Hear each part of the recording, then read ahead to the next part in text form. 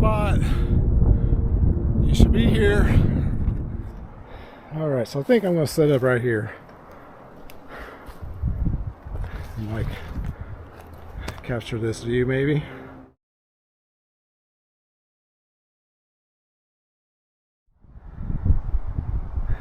Okay, here's my setup. Right here on the edge of this cliff. Because it's just an awesome view. I'm doing a little 6x8 painting over an old painting. Wasn't happy with, so give that a try. Doing my limited palette, titanium white, cad yellow light, alizarin crimson, ultramarine blue. And I'm going to be painting this view. I'm going to probably obviously crop it down more than what the camera is showing, but that's the general idea. Sun is over here setting that direction towards the west. Got the Hiwassee River right below me.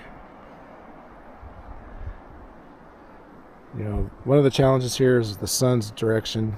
I mean, I can't keep it off of my palette right now, but I'm fine with the sun being on my palette. I just can't, I struggle with it on my painting surface. So I mix here and I judge here. So I don't rely on what I see down here until I put it up here and compare it to everything else. That's where I know I've got my value structure right, because that's what it hinges on, values. Alright, I hope this works. It's my first time with this chest mount. And see what we got here. I'm just guessing if it shows up and as if it's in frame. So just going to work on establishing my composition here. I don't want to try to get too much. I mean, it's real easy. So like, first thing I do is I'll reach out here and establish my horizon. I'm going to have a high horizon because there's no clouds in the sky, nothing interesting about the sky. So there's no reason to have much sky in this painting. So horizon, say about right there. Could probably even go higher. But you got to consider it's going to be about a 1/4 inch rabbit on the frame. So you got to consider that too.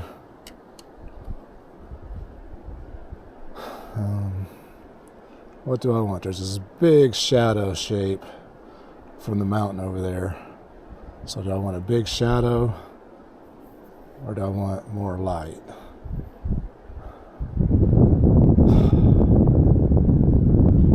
That shadow's kind of interesting, honestly, especially with like the distant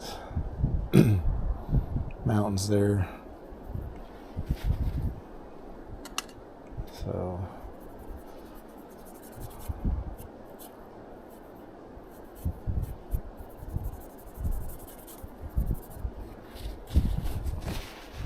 I'm squinting to kind of just see the big shapes and the big values. So it's like going to be super dark down here, dark on this whole side of this mountain, but there's light creeping over too. So I really like that. I like that subtlety. It's what I want to try to, capture is those subtle things in nature.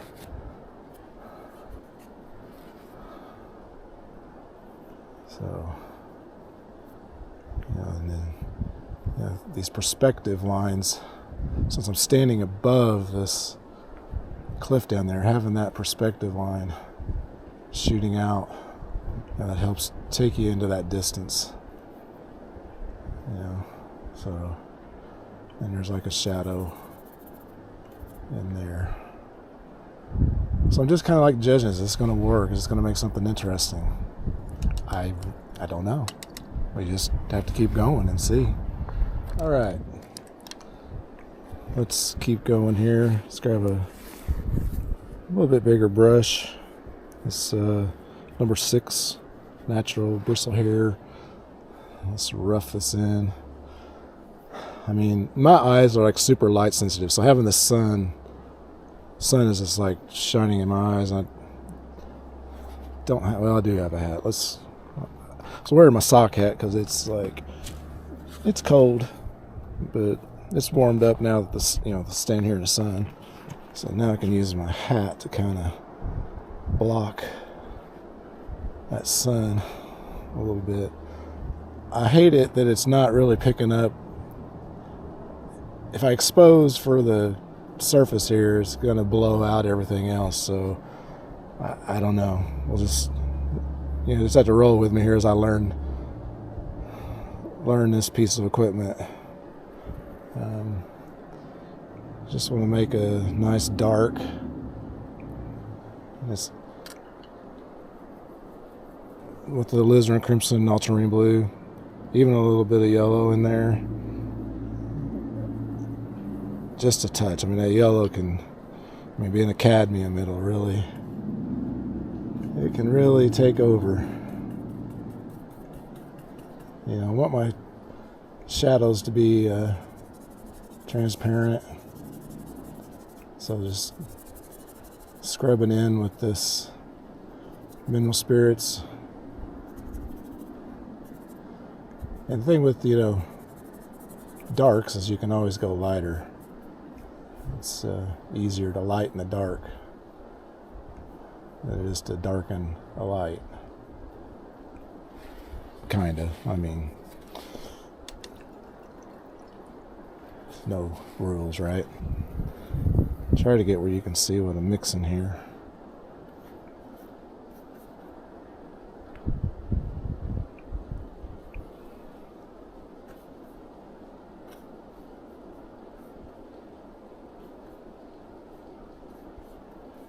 It's kind of wild listening to the wind roaring through the trees over there.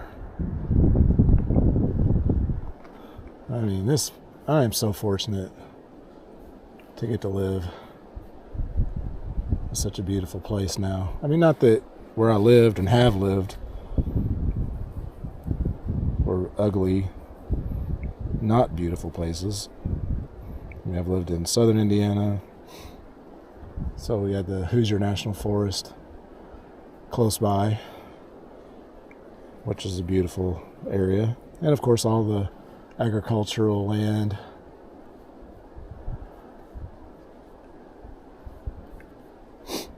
And things like that in western Kentucky,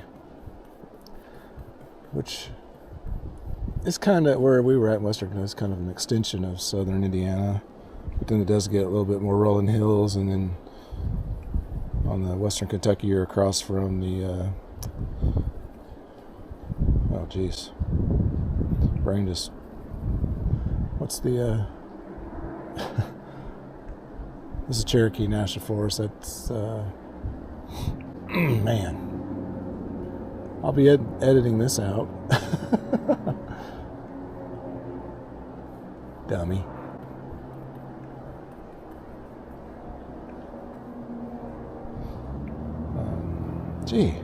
So anyway, and then I lived in Virginia.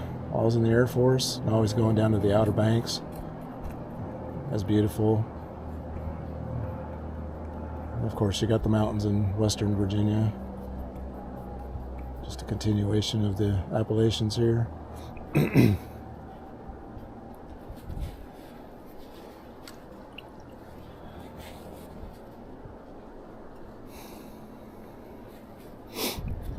So, switching gears here, back to talking about painting.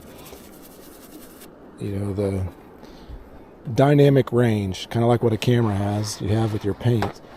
So, as the lightest I can go is titanium white in its pure form. And then the darkest with what I have, ultramarine blue and alizarin crimson, will make almost black. And you don't ever want to use black in a landscape painting unless you're using it to modify yellow or something like that. Because you can get plenty dark with alizarin crimson and ultramarine blue.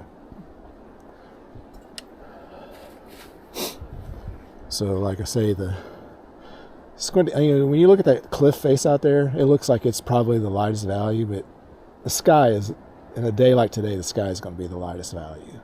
So you got to paint this a mid value, so you leave that bandwidth for the sky. So let's try. Yes, I need to change brushes. I got too much red. Too much red in that one. Let's get a cleaner brush.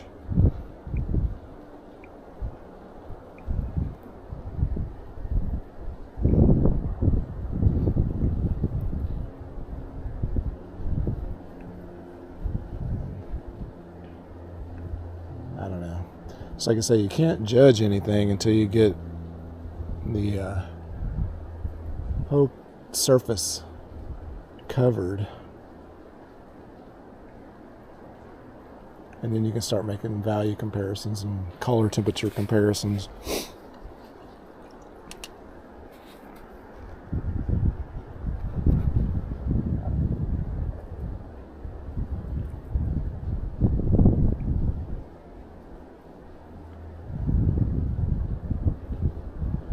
Now I'm trying to get this distant mountain line, not a mountain lion, hopefully not, the line of the mountain back there, that distant ridge, and absolutely no yellow in that. I mean, that'll just destroy the atmospheric perspective. Having anything warm back this way in the distance.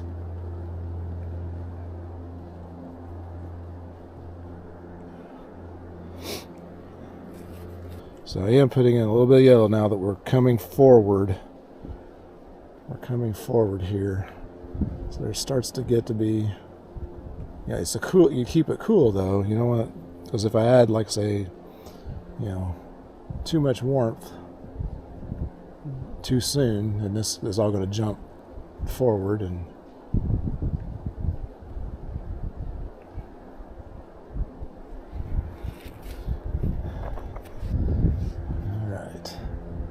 this shadow in here is warm. It's got a lot of, I mean, there is some cool light in there, obviously, but there's a lot of warm light bouncing around in there. So that's too dark. See, look, I mean, that looks super light, but that's because the sun's directly on it. So you overcompensate when you mix it, and it ends up too dark. That's something, you know, I struggled with early on. I'd be out painting and get home and then be like, why is my painting so dark inside, you know? And it's just because you overcompensate on your values, because you see it the way you see it with that intense light.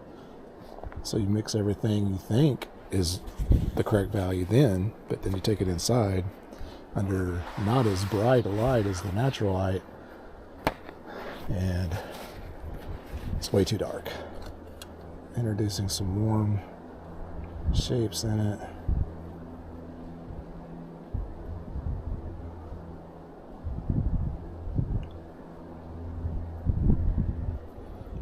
What I like about just using the three colors is mixing becomes,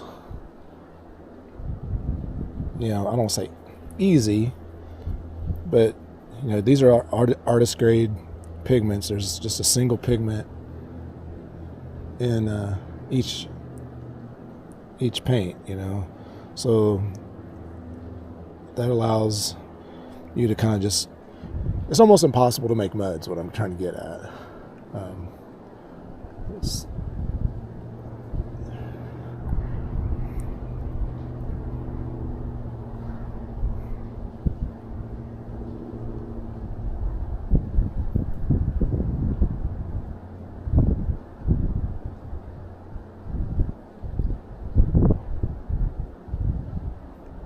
sorry, I've quit talking. I was thinking.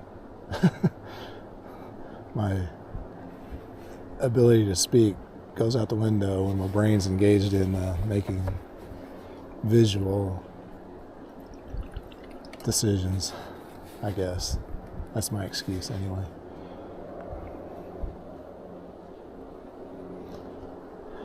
So, nope. Now there's a transition here. The rock against the middle ground landmass is lighter value. But then you go up, the sky against the rock is the lighter value. So it flip-flops right here. So that's one important thing you got to watch and manage. Now whether I'm going to get it right, I don't know. I'm still learning how to paint, folks. Every painting is a learning. That's what I'm trying to get going right here. Well, what did I do? What did I do? Not enough blue.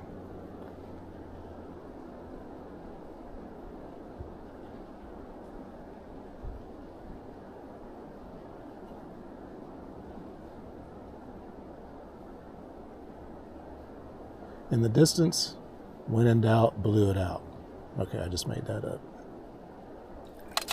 All right, let's get these warm foreground treetops into the picture.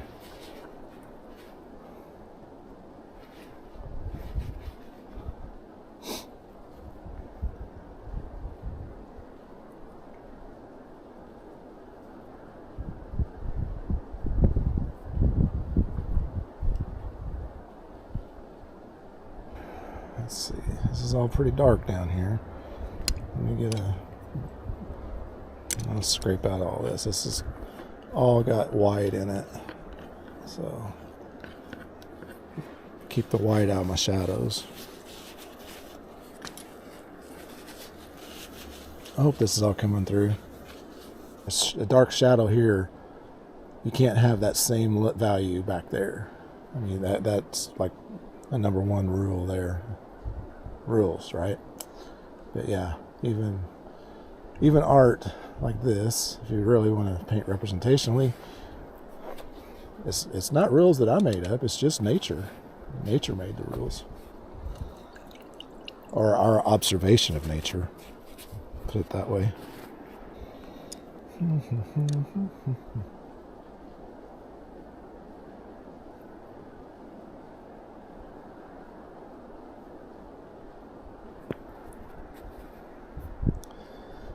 Now, I'm standing back. I can't really go back too far. There's a big boulder behind me. But, squinting and looking, comparing to what I'm seeing out there. And I'm pretty close. Pretty close. I'm going to have to, since I wanted to widen this out, it's probably a little too wide. Scrape some of that out. Let's use the artist bulldozer earth moving machine here. There.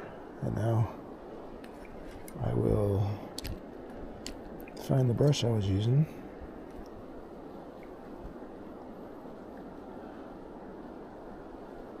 Get that shadow area.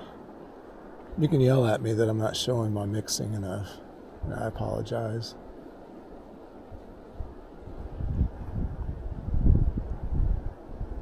This may be a totally bust video, I don't know.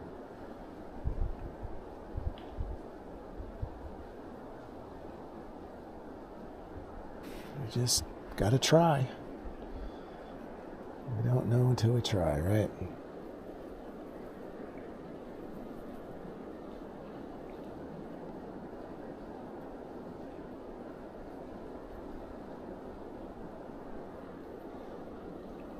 I'm trying not to get bogged down in details. That's so easy to do. I'm just going to head, that shadow's just going to carry over there because, the frame's going to be right there, so it makes no sense to put any light on that side. Painting's easy, folks. Anybody can do it. Just I mean, you can. I'm not say it sounds it sounds elitist of me. It's only taken me a lifetime of working at my art to get to the mediocre results I get now.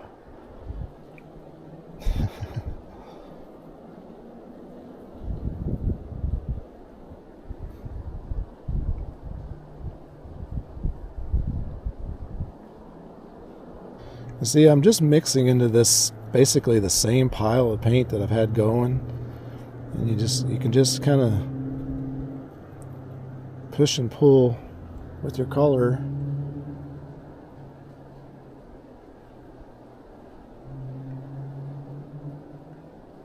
Yeah, I don't want to get too light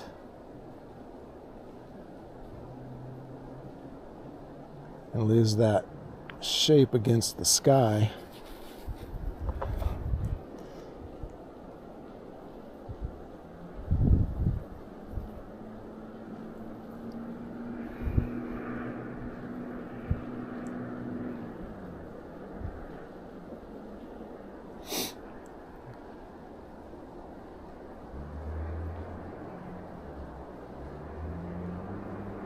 So it's like, it's too dark.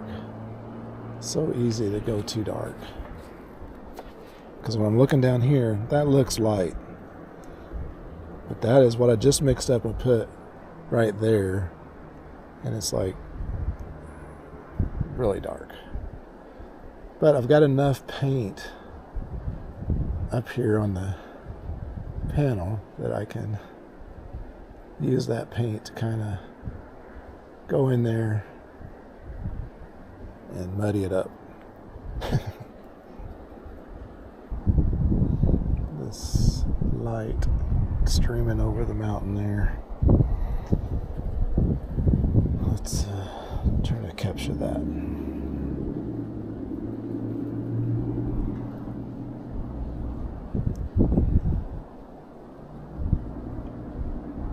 Too green and too light of a value.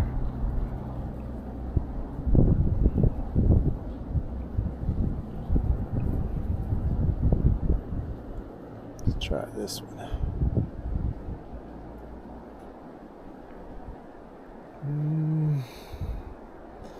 Still too green. Wow. This is where we make our judgment when we lay it down right here.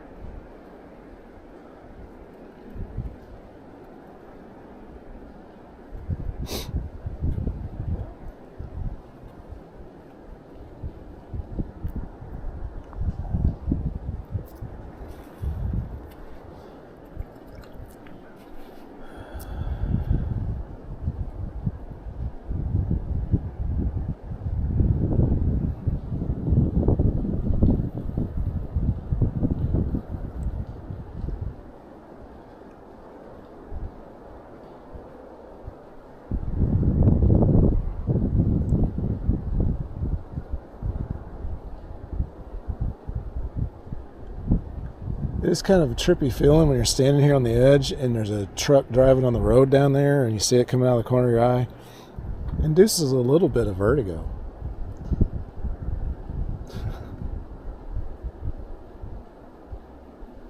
Alright. So there are some darks. But like I say, they can't be this dark. They've got to be a dark that holds its position back here.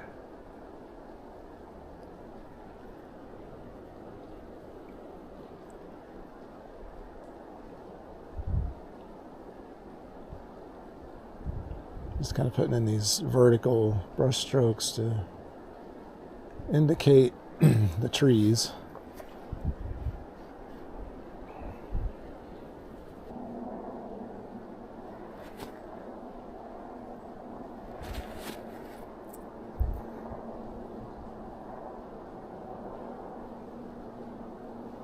Yes, you're allowed to finger paint too.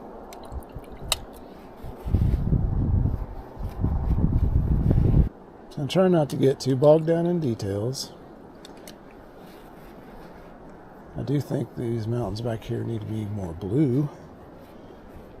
but there's just enough alizarin on that undercoat that's not letting me get the blue that I need.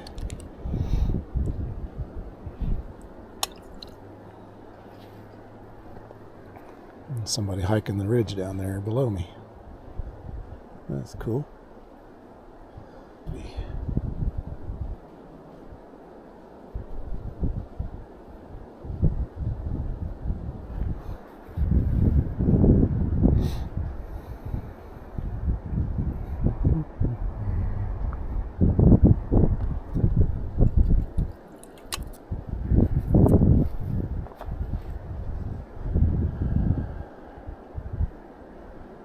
Yeah, I don't know. I'll just pause it right there.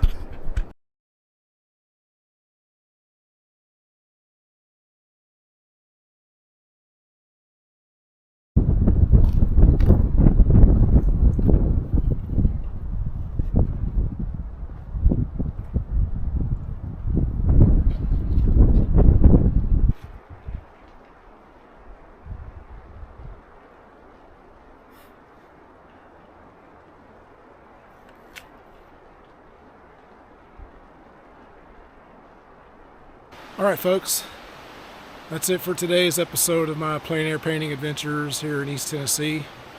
Visited G Creek Wilderness, hiked up to the waterfall, and then came over here to Chestnut Mountain Bluffs, hiked up there and completed a small 6x8 painting up there, and now the sun's setting over the mountain and it's time to call it a day. If you like this kind of thing and want to see me continue to adventure here in East Tennessee and paint beautiful sights, make sure you like and subscribe and follow along and tune in for my next episode, which hopefully will be next week. We'll see you. Thanks.